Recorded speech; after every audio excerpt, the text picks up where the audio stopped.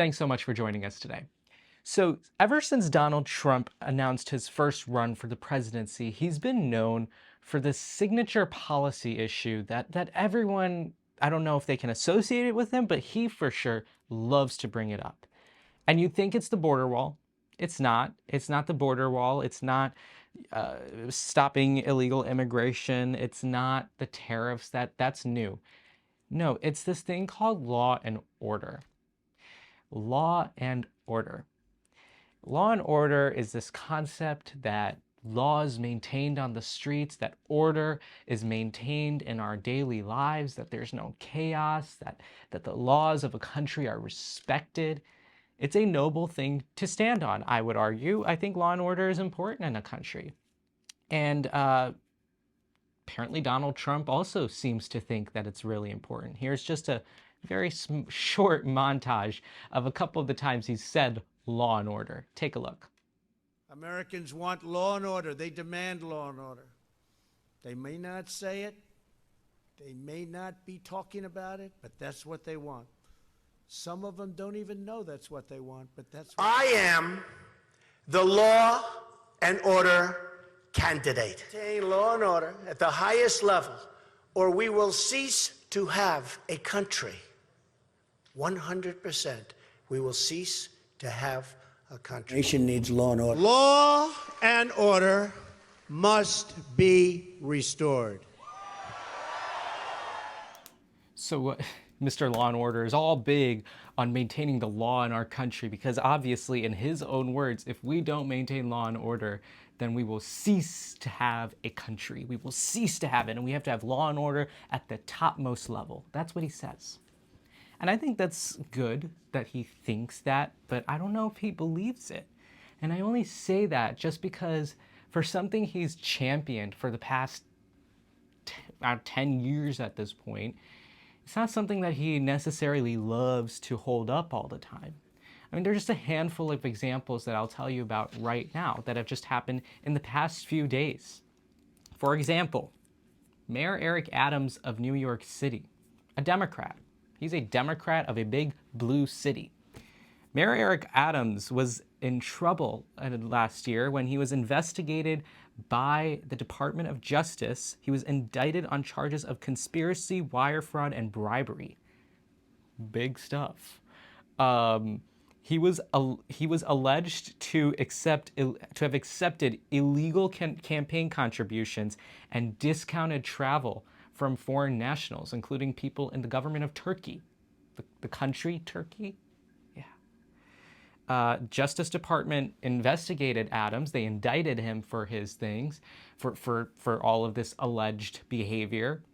Yeah, and for his part, Mayor Adams has denied any wrongdoing. He's not really said that he's done anything wrong. And of course, in this country, you are innocent until proven guilty, but the evidence is a lot. There's a lot of evidence that I'm sure you can find. You can find a charge sheet and you can look at that yourself as to what Eric Adams did. The FBI searched the home of his fundraising chief, investigating ties between his campaign, the Turkish government, and a construction company in Brooklyn. So what did Donald Trump do about it? Well, Eric Adams, for his part, alleged that the Department of Justice was weaponized against him and his dear friend, Donald Trump. Eric Adams began to kind of suck up to Donald Trump after his election and a little bit before that too. And according to him, because he called out the Biden administration's immigration policies, the Biden administration launched some sort of witch hunt against him. And then they just happened to find out all this Turkey stuff. So Donald Trump did a favor to his friend, the mayor of New York, and decided to drop charges citing interference with his duties in upcoming election.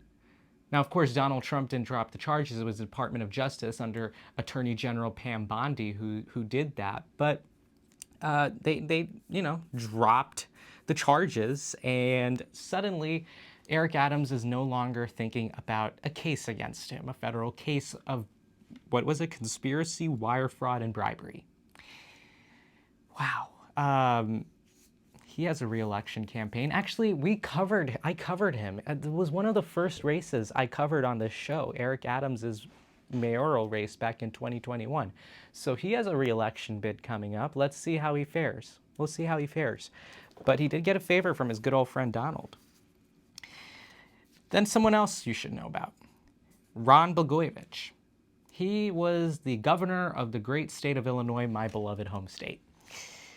He was convicted of corruption, including attempting to sell President Barack Obama's Senate seat and extorting a children's hospital for campaign contributions. Quite the levy.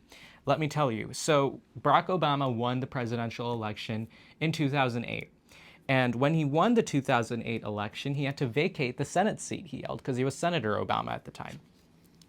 And under the U.S. Constitution, Ron Blagojevich was empowered with the ability to select Obama's successor. Now, on tape, Blagojevich was caught talking about a pay-for-play scheme involving that seat, saying famously, "I've got this thing, and it's effing golden. I'm just not giving it up for effing nothing." He's not going to give up that Senate seat for nothing. And he joked about giving it to his nephew for his 26th birthday, but obviously the nephew can't because you have to be 30 to be a U.S. senator. So, sorry, nephew, you're not going to get it. But he was sentenced to, well, he was first impeached and removed, and then he was sentenced to 14 years in prison when he was ultimately charged with these crimes. Donald Trump commuted his sentence in his first term in 2020. And then, just a few days ago, Donald Trump decided to pardon his friend, Ron Blagojevich. Pardon him, clear him of the crimes. So the guy that was convicted of corruption is also now free. Here's Charles Kushner. That's the dad of Donald Trump's daughter, Ivanka Trump's father-in-law, or Jared Kushner's dad, Charles Kushner. He was convicted of tax evasion, witness tampering, and illegal campaign contributions. Chris Christie, we covered him on the show last year because he was a candidate for president. Chris Christie was instrumental in prosecuting Charles Kushner for a whole host of things, including devising a scheme to retaliate against a cooperating witness. He was also convicted and put in prison, but then pardoned by Donald Trump. But this wasn't this time. He was pardoned in the first term. And now what's new is that he is the ambassador to France. We call up our most important ally and we say, hey France, how you doing? We're going to send a criminal to be your next ambassador. How about that? Well, the criminal is representing us in France. Does that sound good? So Charles Kushner is in France. Well, he will be in France as our ambassador there, if he gets confirmed by the Senate. There was talk that Ron Blagojevich maybe wanted ambassadorship to Serbia. I mean, if the resume is to have gone to jail once or maybe be convicted of federal crimes, then I guess Blagojevich also does qualify. He does qualify there. So, I don't know, but Donald Trump has not really expressed much interest in nominating him to be the ambassador to Serbia. But then again, Donald Trump doesn't express a lot of enthusiasm for a lot of ideas that he ends up becoming very enthusiastic about later. So we'll have to keep an eye on Ron Blagojevich. But those are just 3 examples of maybe this contradiction in this viewpoint that Donald Trump is some law and order president, that he cares about the rule of law in this country. Because when I see these 3 examples of people that have either been accused of crimes or have been convicted of heinous crimes, I would think that a good law and order president would want to keep them in jail because they broke the law. They did stuff to hurt society, and so that's why they got convicted by a court of law that found them guilty. But not Donald Trump. And that kind of fits in with the theme of his administration, not respecting the law. And I'll tell you why. A lot of Donald Trump's big executive actions, a lot of his behavior has been sanctioned by the courts as of late, including an executive order that overhauled birthright citizenship. That's been blocked by multiple federal judges. Then there's the Department of Government Efficiency, DOGE, and their access to Treasury records. Those have also been blocked by federal judges. Remember that federal funding freeze that we were talking about a couple of weeks ago? That was also halted by court orders, and courts ordered them to resume the payments. Again, federal judges telling the Trump administration to do that. And I want to give you a quick civics lesson. In our Constitution, we have 3 articles. First article is the legislative branch. The second article is the executive branch. And then there's a third article that Donald Trump's team doesn't seem to remember a whole lot, and that's the judicial branch. The judicial branch is the one with our courts, and they're responsible for making sure that laws are following the Constitution, that actions do not violate the Constitution, and that we are actually running as a civil society based on laws and our Constitution. That's what Article 3 is. So you should know, judges are taking the action empowered to them in the Constitution to block things that they think are unconstitutional. Here's a tweet from Vice President J.D. Vance. Another tweet of the day from J.D. So in his tweet, I'll read you a quote. He said, quote, "Judges aren't allowed to control the executive's legitimate power." Openly questioning the power of the courts and their ability to declare things wrong or illegal. I mean, J.D. Vance says this and questions the authority of the courts over the executive branch as if we haven't had multiple centuries of the courts telling the president and other officials what to do. That's their job. And if there's something illegal, then that's what they're going to do. They're going to say, that's illegal. But according to Vice President Vance, who is a Yale Law graduate, by the way, pretty smart guy, apparently, judges aren't allowed to control the executive's legitimate power. I'll tell you what, they are allowed to control the executive's legitimate power if the executive is using his legitimate power to do illegitimate things. And the federal judges, case after case, have said that what the Trump administration has done on the issues, not everything has been blocked. On the things that have been blocked, though, the multiple judges are saying that that is blatantly illegal. The birthright citizenship thing, multiple judges have said that it's the U.S. Constitution and the 14th Amendment that protects this right, that anyone born in this country is an American. Federal funding freeze. You can't just pause money that's been allocated by Congress. Department of Government Efficiency's access to private sensitive Treasury data from an organization that is not even an official federal agency by a guy named Elon Musk, who's just a special government employee. I don't even have to go in depth about why that's messed up. So this court defiance thing, like questioning the authority of the court, that's one level. But here's something new. U.S. District Judge John McConnell, he found that the Trump administration defied a court order halting a federal funding freeze. That funding freeze I told you about, Judge McConnell found that the Trump administration, after they were ordered to stop that freeze, did not do that. They defied the court's order. And so he ordered the administration to restore the frozen funding, citing clear and unambiguous violations of the order. So this decision to not enforce a court order, like the judges telling them what to do, that's dangerous. That's dangerous. And this John McConnell, I believe a Reagan appointee, he said, you can't do that. That's breaking the law. Then there's Elon Musk. Elon Musk has to butt into everything, doesn't he? I wonder if he was vice president. Elon Musk criticized the federal judge's decision to block Doge's access to Treasury records. And instead of just, appealing or saying, I disagree, he said that the judge should be impeached.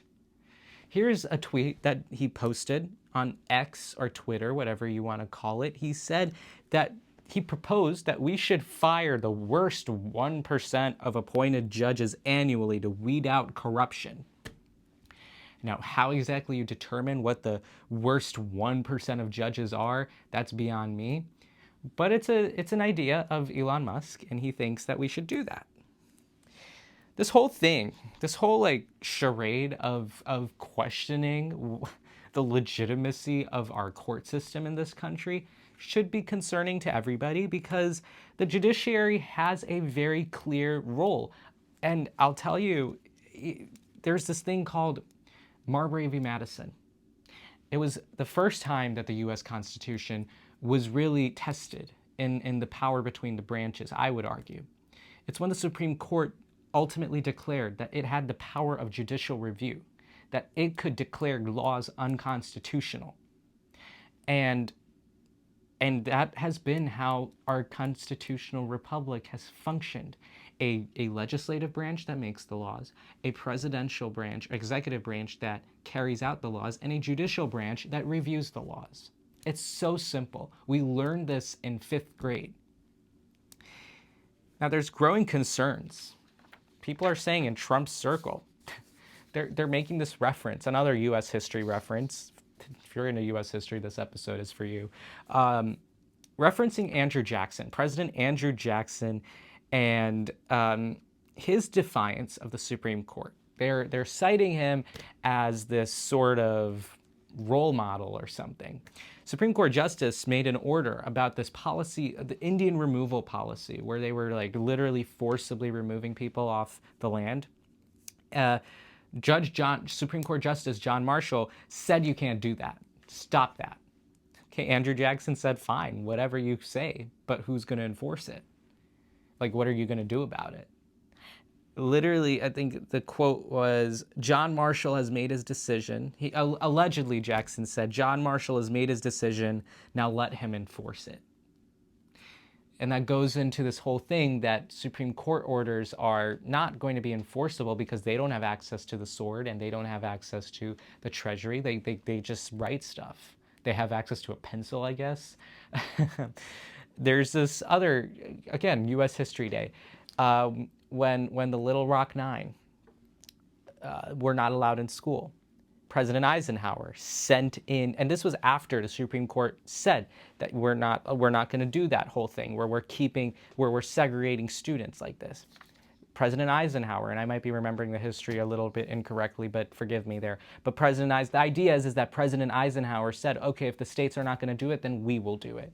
And he sent in federal troops to make sure that those kids could go to school. Time and again, there's been this test of our Constitution, of our judicial system, of how we enforce it, how we make sure that our laws are followed. And that goes in the hands of an executive who should be ideally respecting the order that our Constitution is built on, who should be respecting the rule of law. So Donald Trump calls himself the law and order president. He calls himself the president of law and order. What did he say? We'll cease to have a country if we don't have law and order. Well, it's the same Donald Trump now who pardoned over 1,500 violent rioters at the January 6th riot and commutations of sentences for leaders of extremist groups.